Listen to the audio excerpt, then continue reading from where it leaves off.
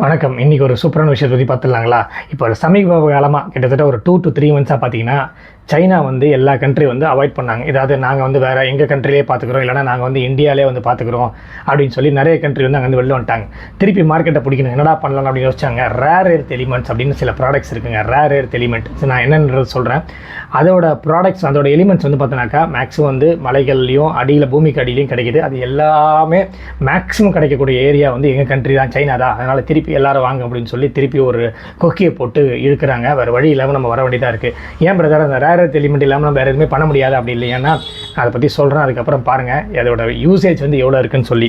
So India வந்து எவ்வளோ கிடைக்கிது? இந்தியாவில் பார்த்தீங்கன்னாக்கா லெஸ் தேன் 1% தாங்க கிடைக்கிது ஆனுவலி. கிட்டத்தட்ட 6-7 மில்லியன் மெட்ரிக் டன்ஸ் தான் ஆனுவலி கிடைக்குது. அது வந்து 10வது தான் சொல்ல வராங்க.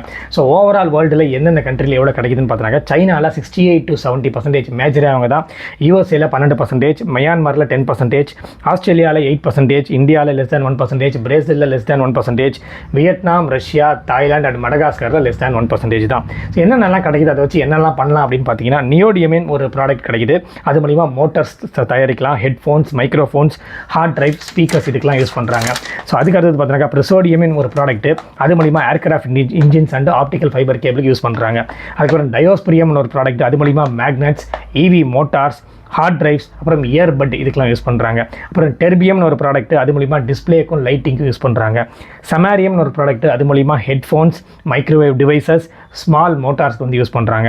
யூரோப்பியம்னு ஒரு ப்ராடக்ட். அது மூலிமா எல்இடி லைட்ஸ்க்கு வந்து யூஸ் பண்ணுறாங்க.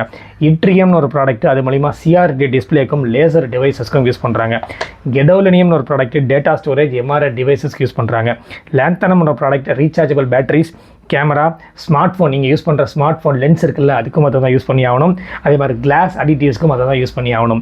செரியம் ஒரு ப்ராடக்ட். கிளாஸ் பாலிஷிங் யூஸ் பண்ணுறாங்க, ஃபாஸ்பருக்கு யூஸ் பண்ணுறாங்க. ஃபைனலாக எர்பியம்னு ஒரு ப்ராடக்ட். ஆப்டிக்கல் ஆம்ப்ளிஃபைஸ்க்கு யூஸ் பண்ணுறாங்க. இத்தனை ப்ராடக்ட் நமக்கு பண்ணணும்னா இந்த எலிமெண்ட்ஸ் இருந்தால் தான் பண்ண முடியும். ஸோ இப்போ பாருங்கள், எல்லா கண்ட்ரியுமே மீண்டும் வந்து சைனாவுக்கு வந்து தயவுசெய்து கொடுங்க நாங்கள் எவ்வளோ பணம் வேணால் கொடுக்குறோம் அப்படின்னு வந்து போய் நிற்க போகிறாங்க.